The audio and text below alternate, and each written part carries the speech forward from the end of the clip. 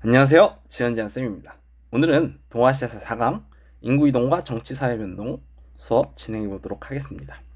본격적으로 수업 시작하기 전에 좋아요, 구독, 댓글, 알람 설정까지 부탁드려요. 자, 인구이동과 정치사회 변동 파트는 양이 좀 많습니다.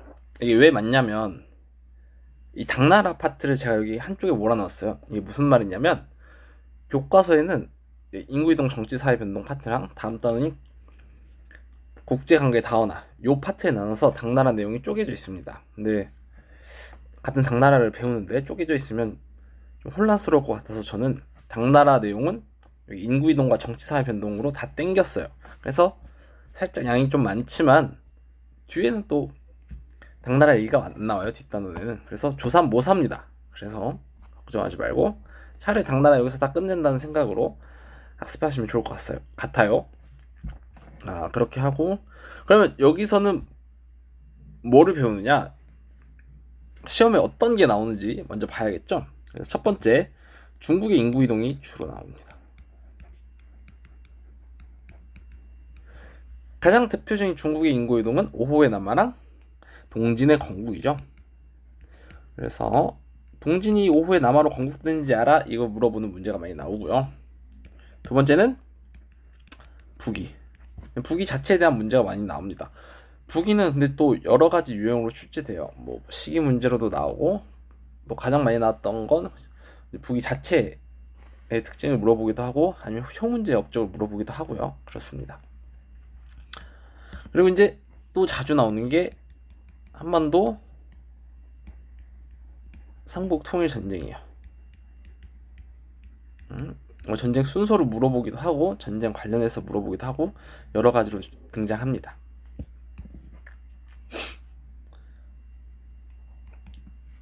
그리고 이제 당나라 관련된 문제가 많이 나와요. 여러분, 이거는 인구이동과 정치사회 변동 파트는 한 시험에서 한 두세 문제 나오기 때문에 이렇게 여러 문제가 자주 나와요. 그래서 제가 지금 쓰는 모든 주제들은 다 중요합니다.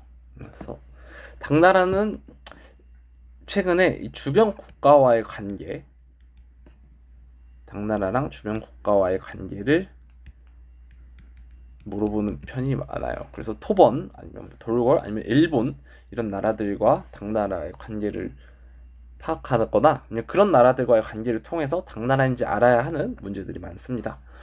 그리고 최근에 발해도 자주 등장하고 있어요. 그래서 심지어 작년 9월에는 통일신라도 나왔죠, 따로. 그래서 요즘 한국사에서 이 남북국 시대의 문제들도 최근에 등장하고 있다. 그래서 역시 모든 주제가 중요하다, 이렇게 말씀드릴 수 있겠습니다. 아시겠죠? 그래서 뭐 안 중요한 주제가 없습니다, 여러분. 이제 뭐가 나올지도 모르고요, 그쵸? 그러니까 모두 다 꼼꼼하게 정리해두는 것이 좋을 것 같습니다. 그러면 동아시아의 인구 이동부터 시작해 볼게요.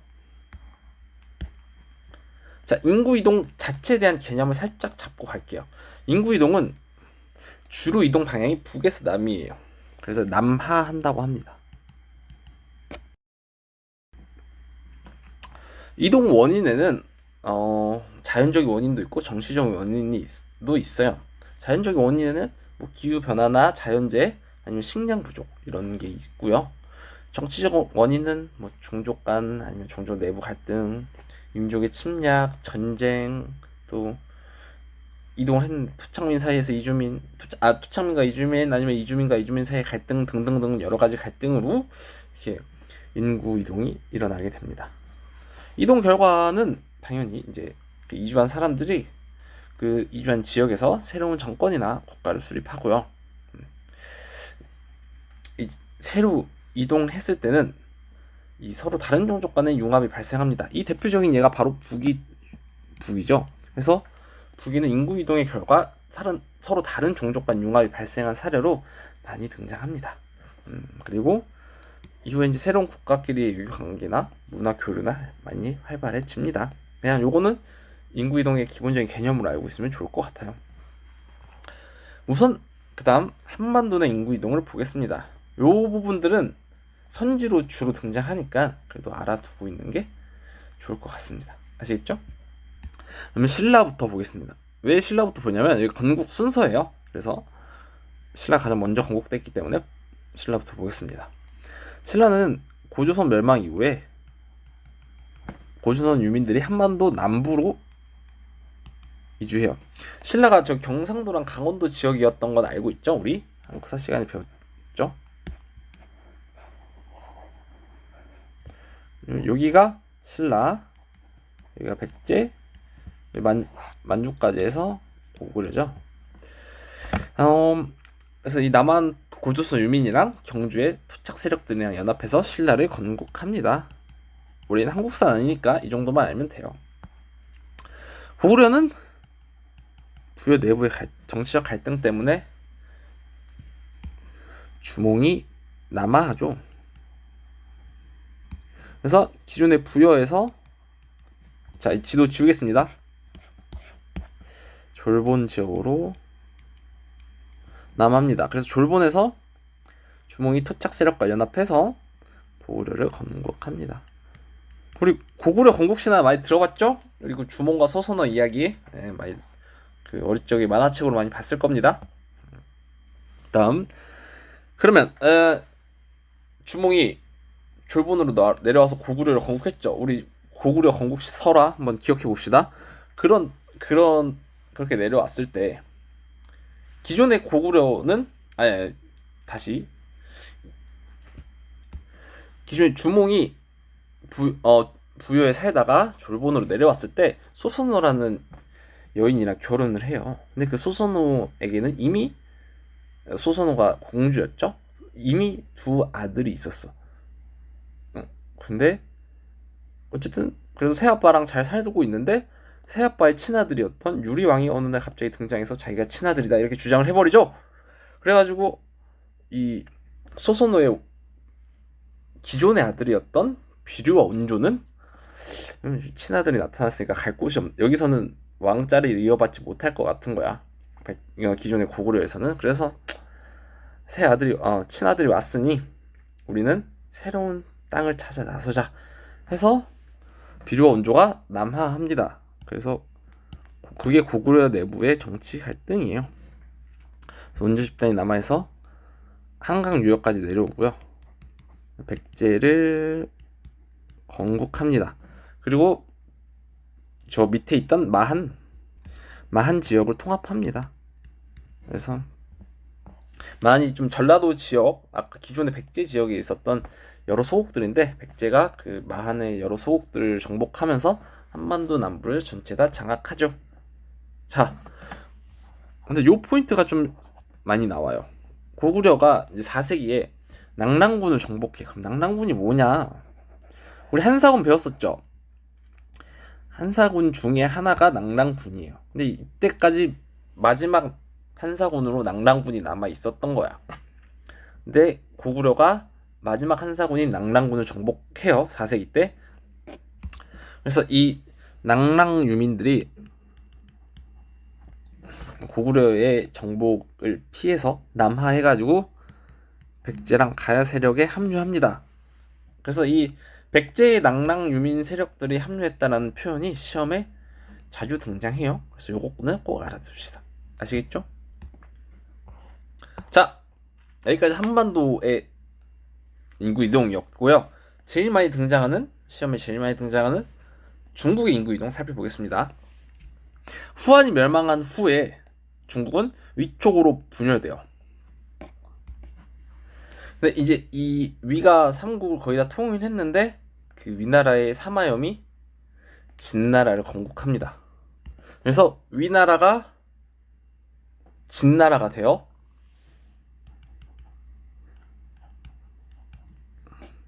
근데 여러분 이 진나라 한자를 알아야 돼. 이게 진시황의 진이랑 한자가 달라요. 그래서 이거 꼭 구분해서 알아주셔야 돼요. 한자까지 한 번씩 써봅시다. 그래서 다시 위촉으로 삼국시대로 분열이 됐어요. 중국이 후한 멸망 이후에. 근데 이제 위나라가 삼국을 거의 다 했는데 여기에 있던 사마염이라는 사람이 이 위나라를 진나라로 이름만 바꾼 거예요. 진나라라는 나라를 다시 세우고 삼국시대를 통일합니다. 그때가 3세기예요. 근데 딱 중국이 삼국으로 다시 진나라가 삼국을 통일한 그때쯤에 오호라는 북방민족, 여긴 유목민족 애들이에요. 북방민족이 남하합니다. 그냥 북에서 남으로 내려오는 거야. 그래서 이게 중국이면 여기까지 중국 본토면 여기 위에서 이제 오호 애들이 남하해요. 왜 남하하냐면 주된 이유는 뭐 여러 가지 이유가 있겠죠. 주된 이유는 이 중국 애들이 그 오호 애들을 용병으로 많이 끌어놨어요. 그러다 보니까 애들이 계속 내려와. 계속 내려오다 보니까 중국을 그냥 접수해도 되지 않을까? 이런 생각을 가져요. 그래서 오호가 저기 만주나 북방 지역에선 중국 화북 지역까지 내려옵니다.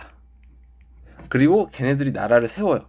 그래서 이 5개의 오랑캐 오호가 16개의 나라를 세우거든요. 그래서 오호 16국 시대라고 합니다. 아시겠죠? 이 4세기예요. 여러분 이거 뒤에서 연표로 보여드릴 테니까 걱정하지 마세요. 그럼 오호가 화북을 차지했어.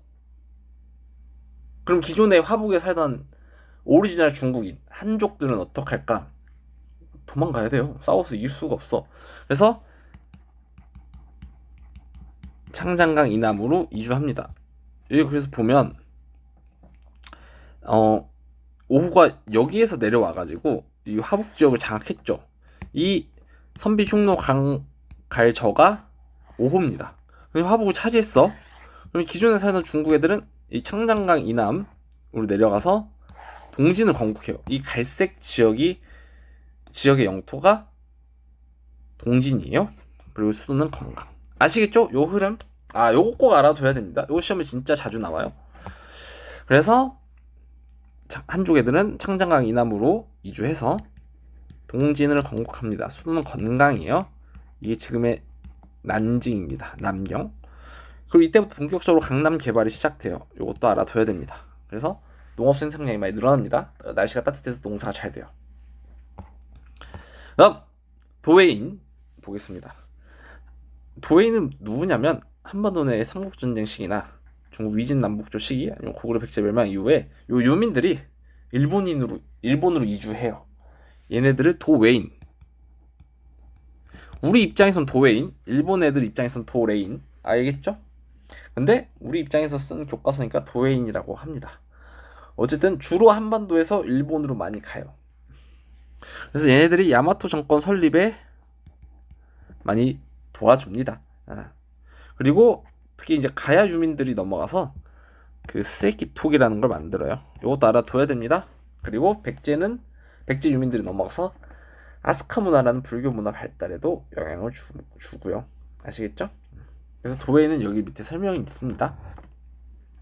아까 얘기했듯 한반도에서 일본으로 이주한 뭐 주로 고구려 백제 신라 가야 유민, 그리고 아까 위진남북조 시기의 중국 유민들도 있지만 주로 백제랑 가야 유민들이 많이 넘어가요. 그래서 이렇게 알고 있으면 좋을 것 같습니다. 인구이동 파트는 여기서 마무리할게요. 자, 그리고 동아시아의 조공책봉 관계 보겠습니다.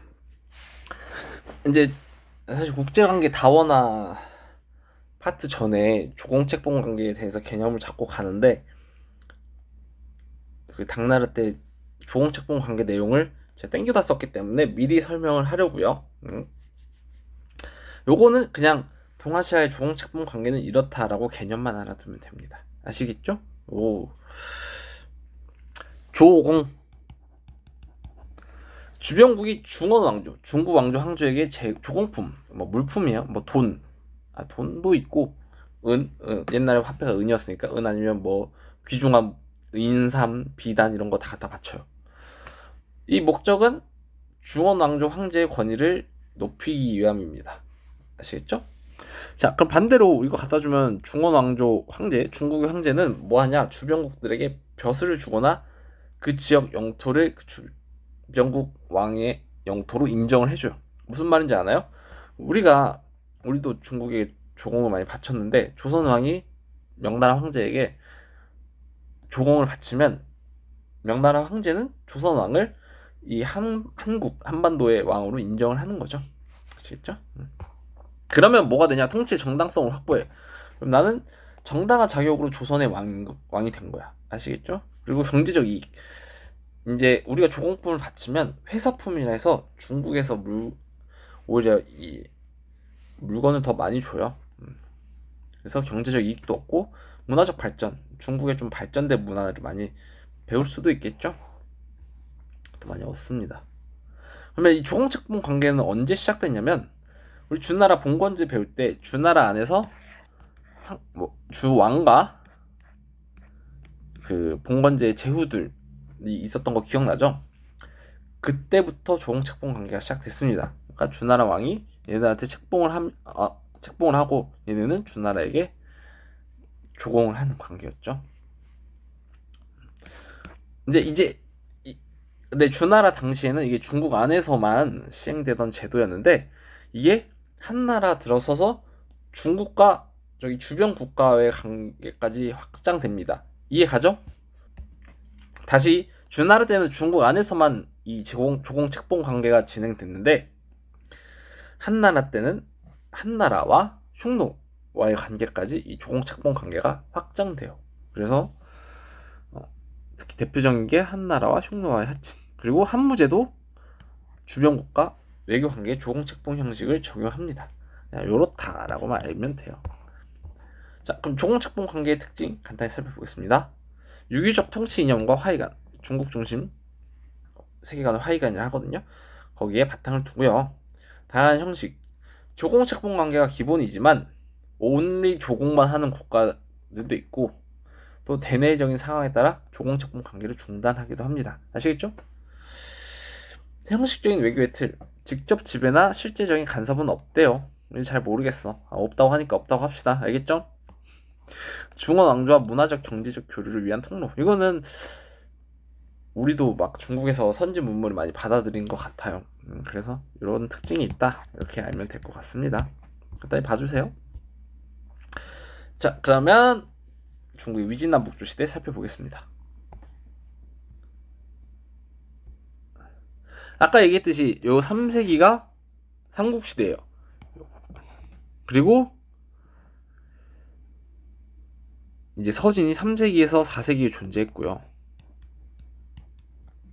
그다음에 그래 여러분, 이 서진 동진도 내가 차이를 설명을 안 드렸네. 처음도 아니고 이 두 나라 이름은 어차피 똑같이 진이에요. 나라 이름은 바뀐 적이 없어. 그 사람들 살 때는. 다만 이제 우리가 역사적으로 나중에 구분을 할 때는 그 진나라 수도가 기존에 러양이었거든요. 이때가 수도가 서쪽에 있다 해서 서진. 수도를 옮겼을 때 여기가 건강이잖아. 난징. 좀 동쪽에 있다 해서 동진. 이렇게 우리가 구분을 하는 거예요. 아시겠죠? 그래서 서진 동진이다. 수도의 위치에 따라서 이름을 구분했다. 이렇게 알면 될 것 같아요. 그리고 5, 16국 동진이 4세기에서 5세기인데 그냥 4세기로 알고 있으면 됩니다. 그냥 서진도 3세기로만 알고 있으세요. 그렇게. 아니요, 미안, 다시 그냥 3세기에서 4세기로 알고 있으시다. 알겠죠?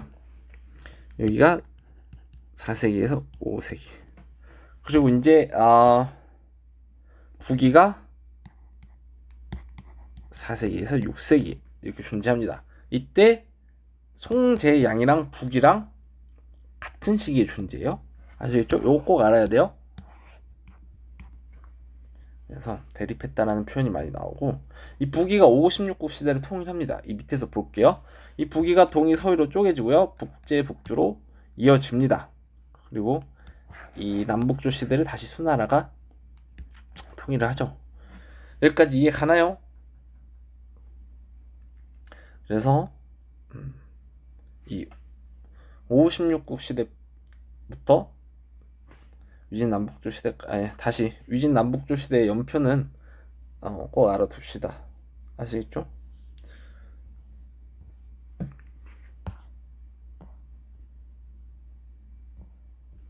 자, 북위 보겠습니다.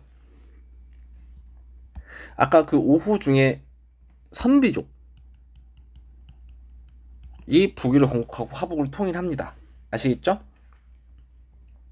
그리고 이후에 효문제라는 왕이 적극적인 하나 정책을 실시해요. 목적은 이주민, 자기네들이랑 오랑캐 호자 써서 북방 위주로 호족이라고 하거든요. 그 토착민, 기존의 한족, 중국 애들과의 갈등을 완화하기 위함입니다. 그래서 호한융합이라고 해요. 호족과 한족을 하나로 합친다. 그래서 수도도 평성에서 러양 좀 더 남쪽으로 이동하고요. 선비족의 선비족 언어를 사용 금지시킵니다. 그래서 한족 언어를 사용하고 성씨도 바꿔요. 탁발시에서 원시로. 그리고 당연히 한족 관리나 한족 한족 복장, 한족 간 결혼 장려 등등 실시합니다. 그리고 균전제를 시행해요. 농경지를 농민들에게 그냥 일정의 영토를 주는 거야. 가서 농사 지으세요. 그래서 자영농을 좀 육성하려고 많이 노력을 합니다. 대외 관계는 남제와 대립해요. 근데 이게 송제양인지 알아야 돼. 아시겠죠? 기존까지 송과 대립하다 하다가 작년부터 제까지 나왔어요. 북위가 제네와 대립하였다. 그럼 이제 양까지 나오겠죠? 자, 알아둡시다. 그리고 이제 동이 서위로 분열되면서 멸망합니다. 이 정도. 북위는 또 꼭 알아둡시다. 남조는 송제 양진의 한족 정권이에요. 그래서 얘네들도 이제 화북에 있던 한족들이 강남 지방으로 내려왔으니까 기존에 강남에 살던 토착민들과 융합을 시도했고요. 지속해서 북조와 대립합니다. 한 번 더 4세기, 5세기 상황을 보겠습니다. 여기는 크게 시험에 등장하진 않았지만 중국과의 관계를 좀 유심히 살펴보면 좋을 것 같아요. 백제는 4세기 때 한강 유역을 차지했고요. 우리 한국사에서 삼국시대 배우면 4세기 백제 전성기, 5세기 고구려 전성기, 6세기 신라 전성기라고 배웁니다. 그래서 그 전성기의 기준은 우리가 한국사에선 한강 유역을 누가 차지했느냐에 따라서 달라지거든요. 그래서 4세기 때는 백제가 한강 유역을 차지합니다.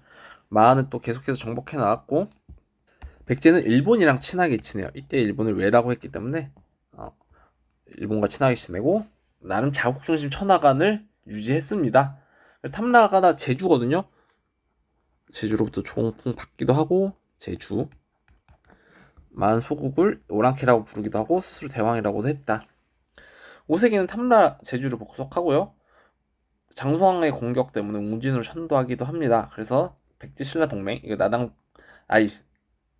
낮의 동맹이라고도 하죠. 죄송해요. 그리고 요건 알아둬야 돼. 중국의 남조와 조공책봉 관계를 체결합니다. 아시겠죠? 자, 그다음 고구려 4세기 낭랑을 정복합니다.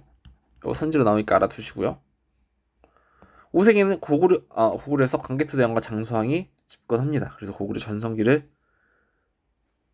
누리게 되죠. 그래서 이렇게 영토 확장도 많이 하고요. 한강 유역도 차지합니다.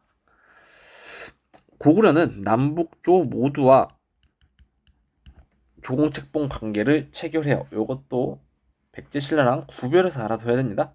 아시겠죠? 여기도 자국중심 천하관 이런 연호도 사용하고요. 태왕칭호도 사용하고 백제 신라에게도 조공을 요구합니다. 아시겠죠? 여러분, 이 연호는 황제만 쓸 수 있는 거예요. 그래서 이것 때문에 자국중심 천하관을 엿볼 수 있습니다. 연호가 뭔지 자세히 간단히 설명해보면 연호는 연도의 이름을 붙이는 거예요. 우리는 지금 연도가 없죠.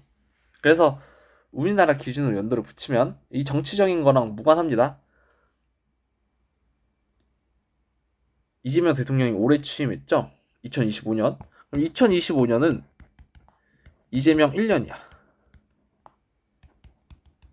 그럼 2022년은 윤석열 1년. 잠깐, 그러면 1, 2, 3, 4. 이 도중 그렇죠. 도중에 취임했으니까 이게 윤석열 4년이죠. 2, 3, 4, 5. 오케이? 이렇게 연호를 세는 거예요.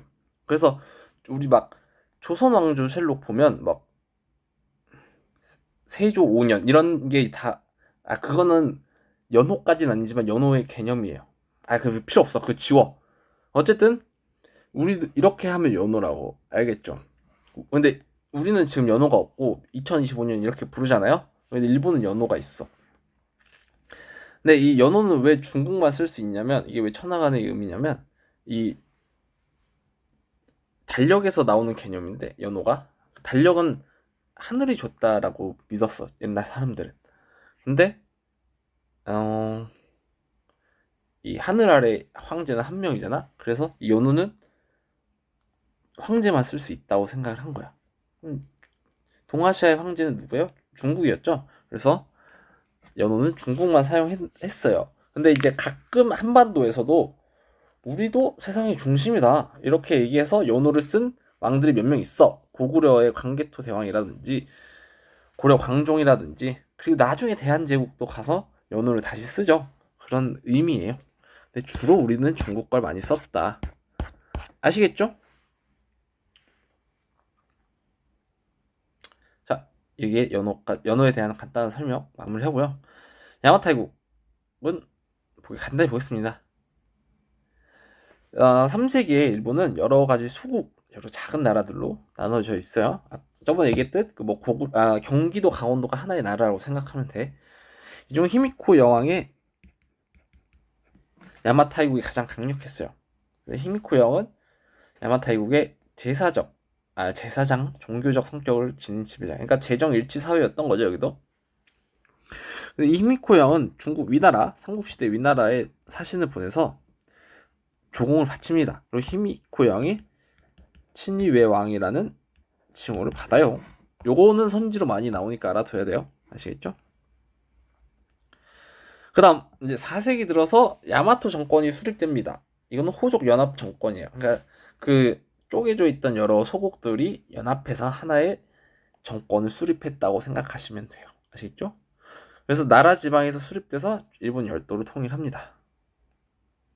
그래서 이때 야마토 정권 때 다이센 고분이라는 큰 무덤, 전방 후원분이라는 무덤이 만들어져요. 그래서 이거는 야마토 정권 지배자들의 권력 가시용 무덤이다. 이거 정도 알면 되고, 시성 제도를 실시해서 야마토 정권이 지방 세력을 호족이라고 하거든요. 성씨를 부여해서 이 호족들이 귀족으로 성장하게 됩니다.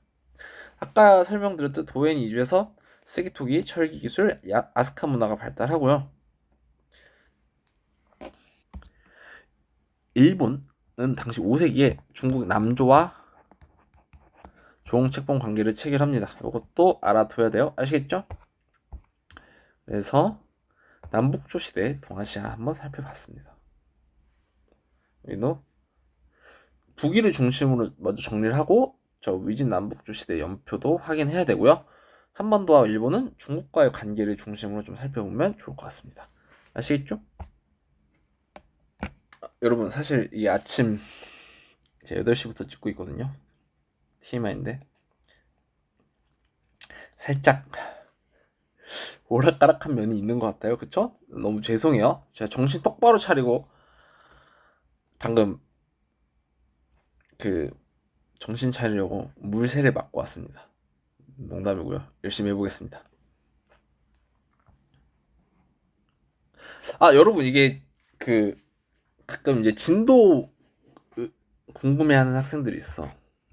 잠깐 앞으로 가볼게. 그래서 어떻게 공부하면 좋을 것 같냐면 조금 여유가 된다 하는 학생들은 강의를 듣고 이거를 다 공부해보세요. 1단계부터 6단계까지 한꺼번에 다 공부하는 거야. 하루에. 여유가 있는 학생들, 국영수 점수가 여유가 있는 학생들이에요. 여기서 여유는. 근데 조금 아직 국영수 공부하기엔 바빠요. 그러면 강의를 듣잖아? 그러면 그날 1단계 복습만 해. 그리고 그 다음날 2단계 복습. 그리고 그 다음날 3단계 복습. 해서 일주일에 한 단원을 하는 거예요. 아니면 본인 시간에 맞춰서 하루에 한 3개는 할 수 있을 것 같아. 그러면 이렇게 하고. 그러니까 본인 좀 여유에 맞춰 학습 진도에 맞춰서 하면 돼. 그래도 목표는 나는 2월 말 보통 이제 3월 학평이 3월 초였는데 올해는 언제 보지?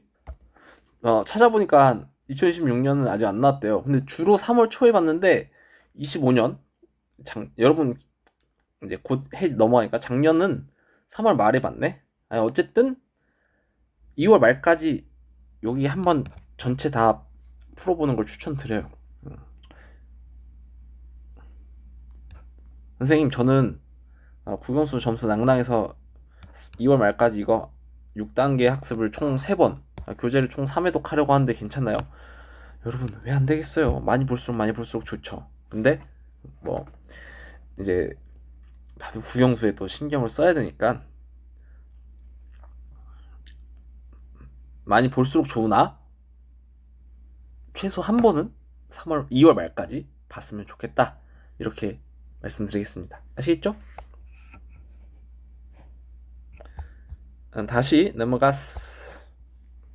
수나라 시대 동아시아 보겠습니다. 수 문제가 건국을 했고요. 남조의 진을 정복하면서 중국의 남북조를 다시 통일합니다. 수 문제는 과거제를 시행해요. 그리고 균전제도 계속 시행하고요. 이어서 부병제도 정비합니다. 그래서 균전제로 토지를 받은 농민들은 군대에서 병역의 의무를 이행해야 돼요.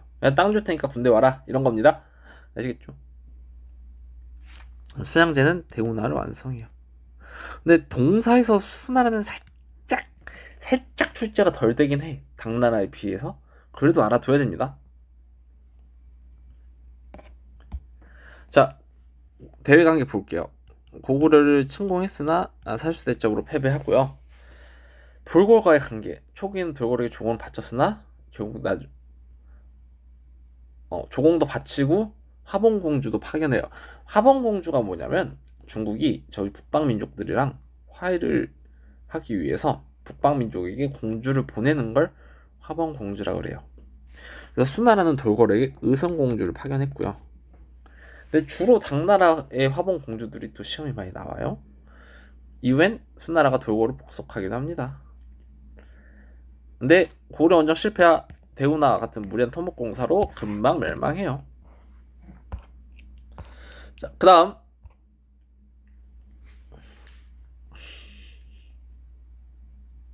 이때 한반도 6세기 상황 보겠습니다. 이제 한반도 통일을 위해서 서로 편먹고 싸우는 상황이 발생합니다. 고구려, 백제, 돌궐 외가 연합을 하고요. 우리 이걸 십자형 외교라고 한국사 시간 때 배웠을 거예요.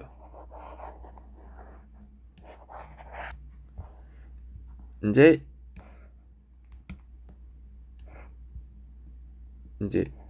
여기가 고구려잖아. 여기가 돌궐이에요.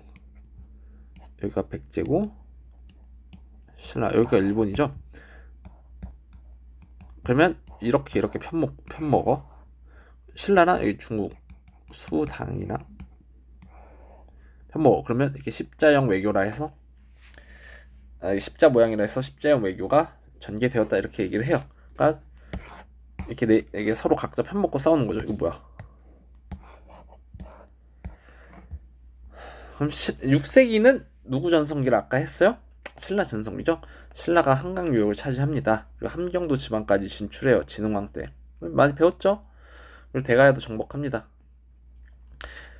신라는 기존에 저기 아까 봤듯이 지도를 괜히 치웠네. 다시 그리면 되죠. 여러분 그러니까 살다가 뭐가 사소한 것 때문에 안 된다고 짜증내지 마세요. 다시 하면 됩니다.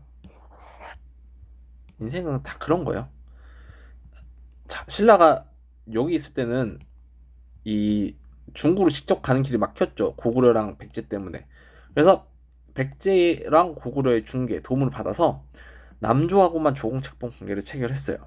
근데 한강 유역 장악 이후엔 어떻게 됐냐? 이제 이게 다시 그릴게.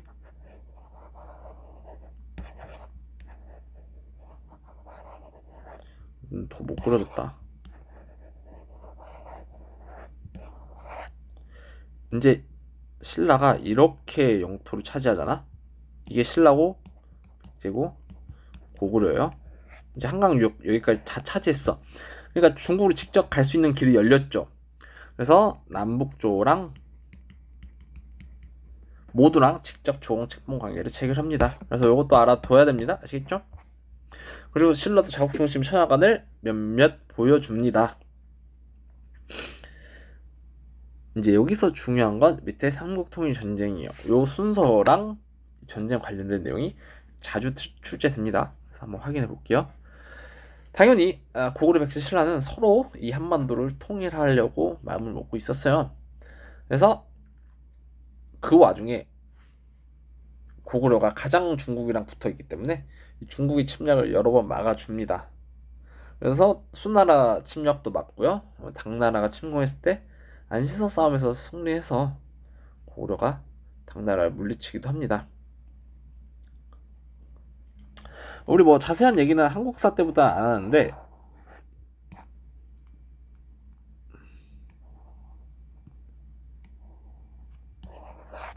이렇게 보면 이제 신라랑 백제랑 손을 다시 신라랑 당나라랑 손을 잡고 백제를 먼저 멸망시킵니다. 당나라가 이렇게 공격하고 신라가 이렇게 공격해서 양쪽에서 연합해서 공격하는 바람에 백제가 먼저 멸망해요. 누구한테? 나당 연합군한테. 근데 이후에 백제 부흥운동이 전개됩니다. 그래서 대표적인 게 백강전투죠. 자, 백제랑 이때 일본이 도와줘요. 나당 연합군이 싸웠는데 이 나당 연합군이 이깁니다. 오케이? 그 다음 이제 고구려만 남았죠. 이렇게 신라가 여기 접수했어.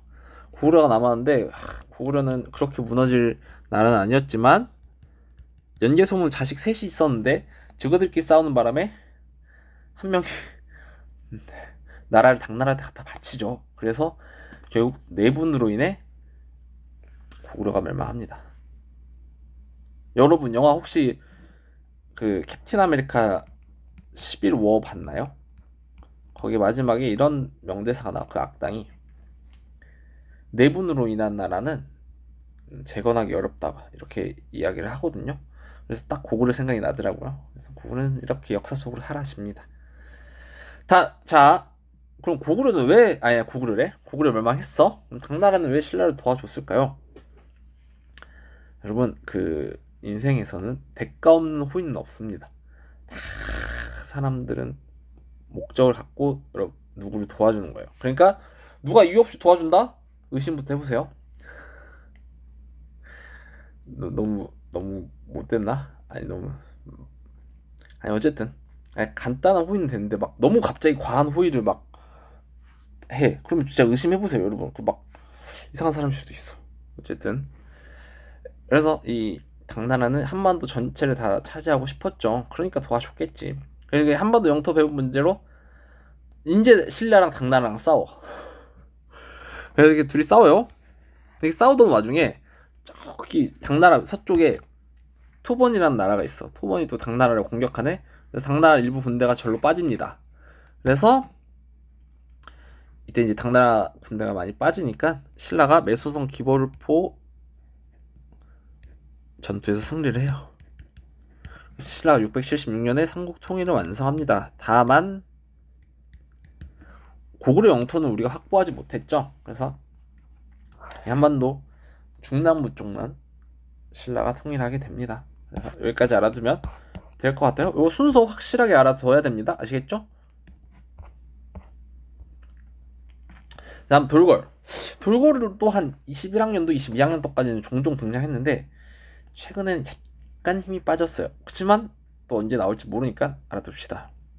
6세기에 중앙 유라시아 일대에서 수립됩니다. 돌고래.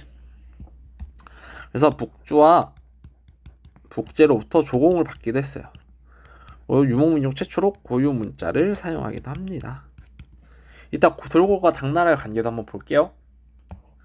일본 야마토 정권에서 쇼토쿠 태자라는 인물이 집권을 합니다. 쇼토쿠 태자는 단독으로도 출제되기 때문에 잘 알아둬야 돼요. 이제 중국이랑 한반도에서부터 불교랑 유학을 수용해서 17조 헌법이라는 헌법을 제정해요. 이게 금성 교과서에만 있거든요. 그래서 또 그 역사에서는 헌법 이런 거 좋아하잖아. 그치만 잘 안 나와요. 아마 한중 교과서에만 있어서 안 되는 것도 같은데 그래도 알아둡시다. 쇼트제가 17조법을 제작해서 화합, 자기네 국민들끼리 화합이겠죠? 일본 국민들끼리 화합, 불교 또 군주의 명령, 내 말 잘 따를 것을 강조해요. 아시겠죠? 그리고 수독태자가 백제로부터 불교를 수용해서 아스카 문화를 발달시킵니다. 이게 아스카 지역에서 발달한 불교 문화라 해서 아스카 문화라고 해요. 아시겠죠? 그리고 견수사를 파견해요. 이 중국에 보내는 조공사절단인데 당시엔 수나라에서 견수사를 파견합니다. 아시겠죠? 그리고 일본도 자국 중심의 천하관이 있었다. 알아두시면 좋겠습니다. 자, 그러면 당나라 살펴보고 오늘은 마무리할 것 같아요. 아시겠죠? 자, 당나라입니다. 당 고조가 건국을 해요. 경제적으로는 광저우에 시박사를 설치해요. 그래서 막 취현저우, 항저우 이런 데 설치한 거는 송나라 이후부터입니다. 그래서 당나라는 광저우에만 설치한 점 알아두면 좋을 것 같아요. 그리고 이제 주변 국가의 관계가 역시 시험에 많이 등장을 합니다. 당나라는 정복지에 도호부를 설치해요. 그래서 맨날 안남도호부만 나오다가 작년 수능에 어디 도호부? 다른 도호부가 나왔어요. 기억이 안 나네요. 그래서 여러분 걱정하지 마세요. 그냥 도호부 나오면 다 당나라입니다. 아시겠죠? 그래서 도호를 파견해 정복지를 감독하고 그 지역을 간접 통치하는 거야. 그러니까 그 지역 주민들끼리 알아서 살아라. 대신 어쨌든 감독은 계속 하고 있다. 이렇게 이해하시면 되겠습니다. 이 주변 국가의 관계 볼게요. 당나라와의 주변 국가의 관계는 조공 관계만 체결한 국가들도 있고요. 조공 책봉 관계를 체결한 나라들도 있어요. 조공 책봉 관계를 체결한 나라는 대표적으로 발해랑 신라입니다. 신라는 전쟁 이후에 당나라와 다시 조공 책봉 관계를 체결했고요. 발해는 산동반도에 발회관을 설치해서 그 발해 사신을 접지하는 용도로 발해관을 활용합니다. 아시겠죠? 그래서 어쨌든 한반도 두 국가들은 당나라와 조공 책봉 관계를 체결했다. 보겠습니다. 그러면 조공 관계만 체결한 나라들 한번 볼게요. 돌고래입니다. 초기에는 당이 오히려 돌고래한테 쩔쩔 매는 상황도 있어요. 싸움에서 지니까 그런 거예요. 대신 이제 나중에 당이 돌고래를 정복하고요. 다음 토본입니다. 토본은 당나라랑 같이 등장한 적도 있죠. 그래서 저쪽 서남 지방에서 성장을 해요. 이 송첸칸포라는 왕 때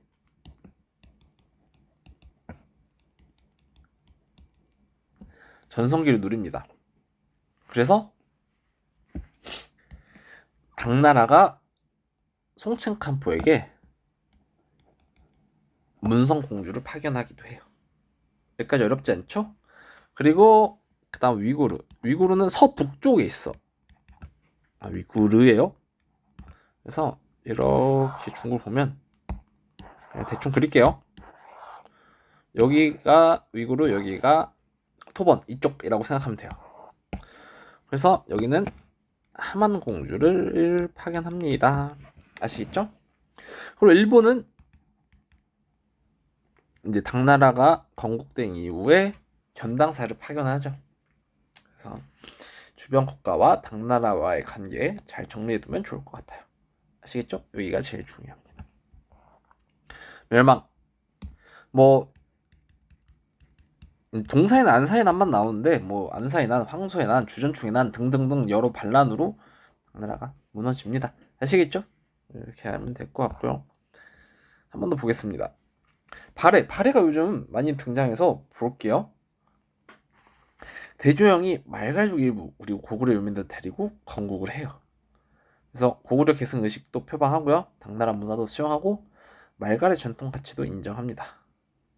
자국 중심 천하관을 얘네도 중요시해서 황상이라는 칭호랑 연호도 사용합니다. 그리고 말가족에게 복속을 강요하기도 하고요.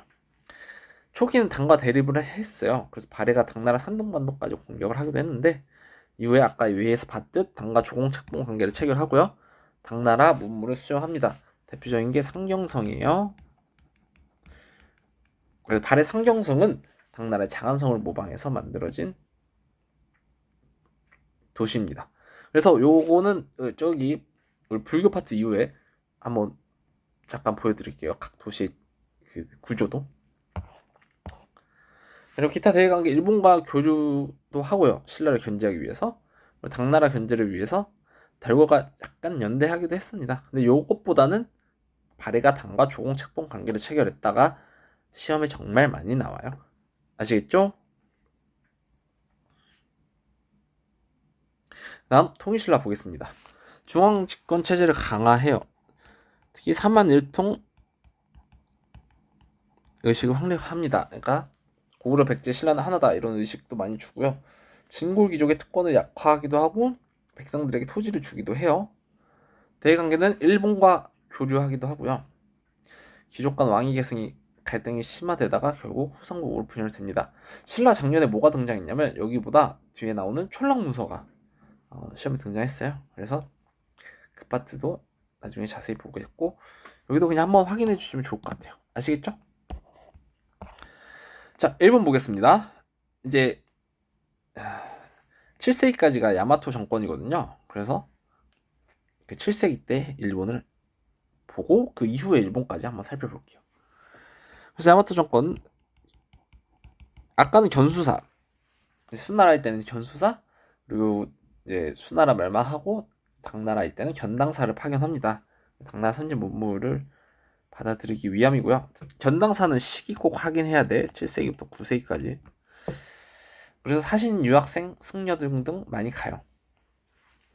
그리고 이제 다이카 개신이 단행됩니다. 이것도 시험에 정리해 놨죠? 그래서 확인해 볼게요. 일본의 나카노의 황태자죠. 황제가 소가씨, 그 유력 호족, 그러니까 천황가가 아닌데 권력이 많은 집안 소가씨가 너무 이제 소가씨가 너무 일본 정권을 자꾸 주물락주물락 하니까 호족 주제. 그래서 나카노의 황자가 유력 호족인 소가씨를 몰아낸 정변을 일으켜요. 그래서 걔네 쫓아내. 이후에 진행된 개혁을 다이카 개신이라고 합니다. 오케이? 그래서 이 다이카 개신은 어떤 특징이 있냐면 당나라 율령 체제를 모방해서 군주 중심, 일본의 천황 중심. 천황이란 표현은 좀 뒤에 쓰긴 해요. 일본 왕 중심의 중앙 집권 체제를 형성합니다. 그래서 관료제도 도입하고 지방 조직도 정비하고요. 지방관도 파견하고 토지랑 조세 제도도 정비합니다. 얘기했듯이 다이카 개신 이후에 7세기 말에 천황이라는 칭호랑 일본이라는 국호를 이때부터 사용합니다. 아시겠죠? 까지 알아두면 좋을 것 같아요. 그리고 이후에 일본은 1강에서 얘기했듯이 왕조가 바뀌지 않아요. 그래서 수도에 따라서 시기를 구분해요. 그래서 헤이조쿄, 이게 나라에 있는 거거든요. 그래서 나라 시대라고 합니다. 그래서 이 헤이조쿄도 당나라 장안성을 모방했는데 이 수도가 헤이조쿄일 때를 나라 시대, 그리고 헤이안쿄일 때 또 헤이안 시대 이렇게 부릅니다. 나라 시대 때는 견당사를 계속해서 파견하고 견신라사 그리고 발해의 사신도 파견하고요. 이어서 율령 중심의 중앙 집권 체제를 확립합니다. 헤이안은 왜 헤이안 시대로 들어섰는지를 살짝 보면 왕실 귀족 승려 간의 대립이 심화돼요. 이 천황 자리를 두고서. 그래서 간무천황이 율령 정치, 중앙 집권 정치를 다시 확립하기 위해 수도로 옮깁니다. 이 천도는 결국엔 왕권 강화가 많이 포함돼. 왜 포함되냐면 왕의 수도로 옮길 때 이 수도 지역에 우리나라도 보면 결국 정치인들은 서울에 많이 살잖아요. 그 정치가 서울 중심으로 행해지니까 여기도 수도 중심으로 나라 중심으로 나라의 천황도 사니까 나라 중심으로 유력 귀족들 뭐 관료들이 많이 살 거 아니야? 근데 걔네들이 너무 이 천황가를 주물럭주물럭 했던 게 문제인 거지. 그러니까 왕은 얘네들을 두고 기존의 권력자들을 두고 천황이랑 그 왕실만 이렇게 옮긴 거예요. 새로운 수도로. 그러면 이제 그 새로운 수도에서 왕이 좀 새로운 인물들, 그리고 본인이 왕에 들어가는 새로운 신하들이랑 같이 정치를 할 수 있게 되겠죠. 대부분 예전에 천도를 하는 목적이 다 그렇습니다. 그래서 천도를 하면 왕건 강화의 목적이 따라간다. 이렇게 이해하시면 될 것 같아요. 아시겠죠? 9세기 들어서 견당사 파견을 중지합니다. 그리고 신라도 외교를 단절해요. 그리고 국풍 문화가 발달해. 이제 중국이나 신라의 문화가 아니라 일본인의 생활과 풍토에 어울리는 일본 고유의 문화가 발달해요. 그걸 국풍 문화라고 합니다. 아시겠죠? 자, 그래서 당나라 시대 동아시아사도 여기서 마무리하겠습니다. 다시 당나라나 일단 주변 국가의 관계를 먼저 잡는 게 우선이고요. 그 다음 발해와 통신라의 특징, 그리고 야마토 정권. 야마토 정권도 의외로 중요해요. 그래서 견당사 파견 시기, 그리고 다이카 개신의 내용, 이것도 장례승에 했으니까 자세히 정리해 주시고요. 나라 시대랑 해안 시대는 각각의 기본적인 특징만 알아두면 될 것 같습니다. 아시겠죠? 자, 그러면 오늘 강의는 여기서 마무리할게요. 자, 그럼 다음 시간에 만날게요. 안녕.